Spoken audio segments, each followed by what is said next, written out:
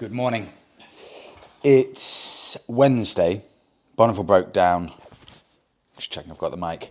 Bonneville broke down on Sunday. So Monday morning I called up 3 different mechanics. Told them all of the problems. Said that the electrics are completely messed up. I think it's because of water damage. I told them that the bike stops when it wants to. It will start up just with the key without turning the ignition button. The engine management light comes on. The fuel light comes on when there's a full tank of fuel. And a number of other things that I have just forgotten. But in essence, a number of different things going on with the bike. The first 2 places I called, they really wanted nothing to do with the bike. They said, look, I'll be completely honest with you.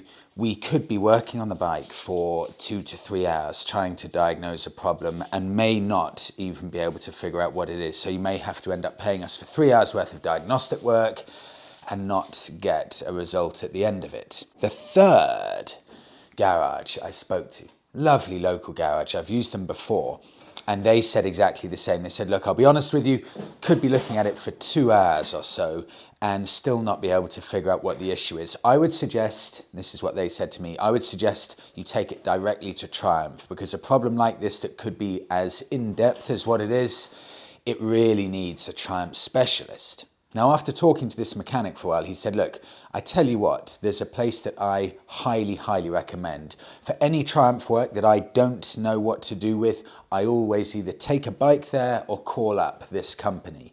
And that's Tri Moto in Greenwich. I then was going through my emails this exact day, and 3 other people on the exact same day who saw my issues with the Triumph recommended the exact same place, Tri Moto, in Greenwich, run by an ex-Triumph trained mechanic who's got all of the electronics, all of the diagnostic tools. He works on Triumphs all day, every day. It's his bread and butter, nothing else. So what this guy doesn't know about Triumphs is not worth knowing. Luckily for me, it's 20 minutes away. So I'm going to ride the Bonneville there and just leave it with him and see what happens. I spoke to him, he said, bring it over, I'll see what I can do, but it's very hard over the phone to even begin to understand what may be the issue, but he'll have a look at it and see if it's possible to come to the bottom or get to the bottom of what's wrong with the bike. The problem I have is that, of course, the bike isn't starting properly and it's also cutting out. So I bought a battery charger. It's been charging all night. It says the battery's full now. And I know that the charging system isn't charging the battery, so I hope that that will get me there, the 20 to 25 minute ride away where Tri Moto is. I've got the possibility of the bike cutting out on the way, on the dual carriageways, just out of the blue. Many other possibilities could go wrong with it, but my only option is to try and ride it there. So battery's been charging overnight. I'll put it in the bike now, see if I can get it going and get the Bonneville to Tri Moto, where I just have to leave it with them, and whatever it takes to get it going, I have to get it going. Because whether I keep the bike or not, I have to have a bike that runs. So I'll take you with me, and fingers crossed, first step, we can get it to Tri Moto. Oh, and I hope I can show you the final bit of furniture that we've been waiting for 2 weeks for the flat. Mid-century cabinet that will be going right there. Put the picture up. This is one of Monika's just above it. And I think we're pretty much 99% done finally with the flat. It's been dragging and dragging, but that is the final thing. Can't wait. Picked it up in a vintage furniture store in, I think it was Stowmarket. So hopefully, end of the day, I'll get to show you that.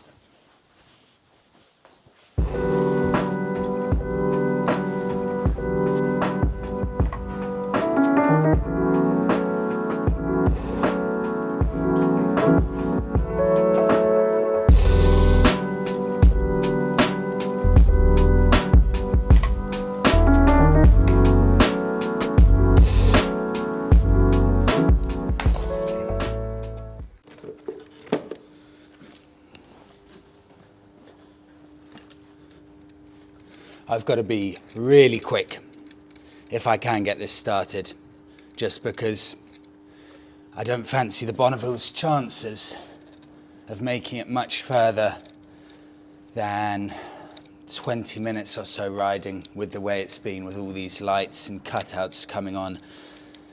And it's, I checked, 22 minutes to Tri Moto.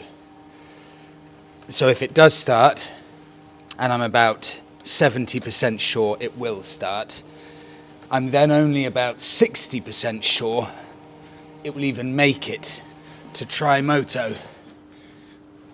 So I've got a chance to make it, but I don't know how much of a chance. I may have to end up calling the AA again halfway there and getting them to take me. Here goes.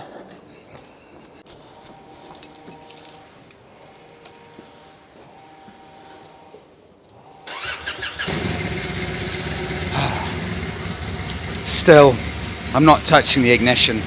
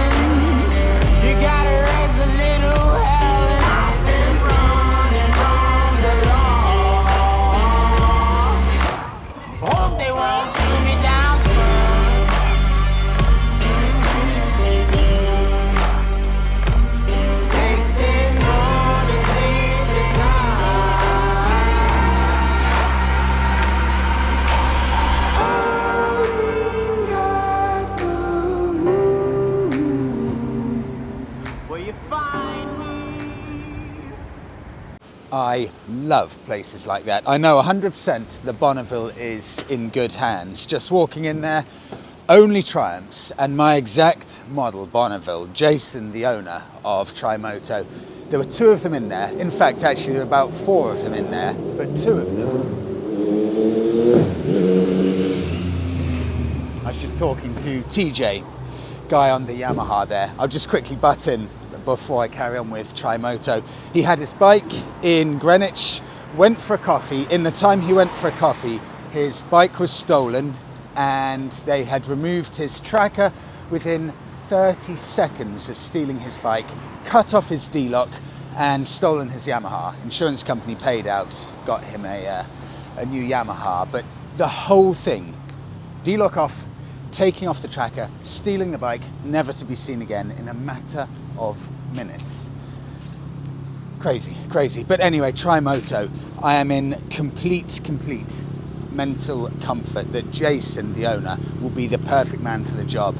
He was looking over the bike for about 5 minutes or so, and he was slightly flummoxed because he's never seen an electrical issue like that before. So he said he'll have a look at it hopefully next week and get back to me ASAP to hopefully figure out what the issue is with it.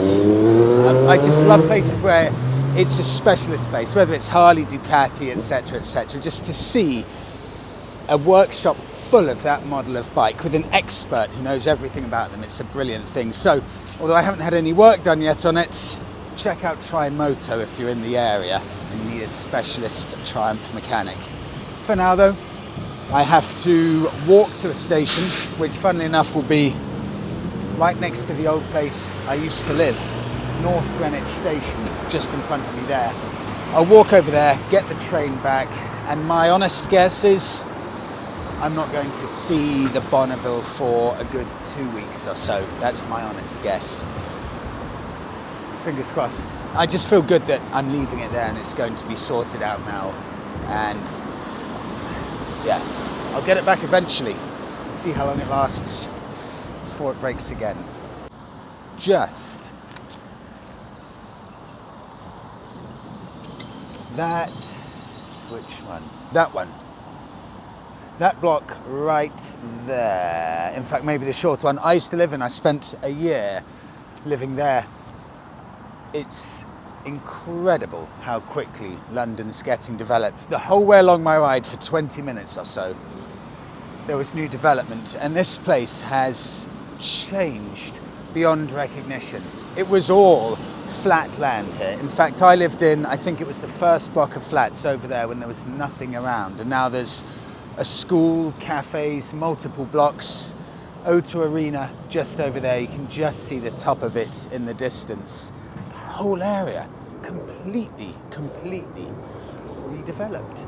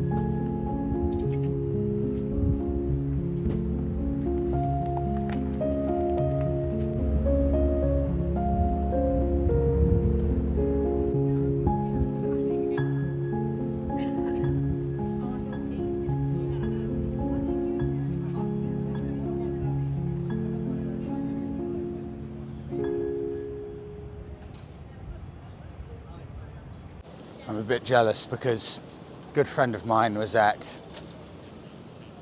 the O2 Arena yesterday at the 50 Cent concert. I do know almost every word to 50 Cent's original album, and he sent me a few videos. They're very good.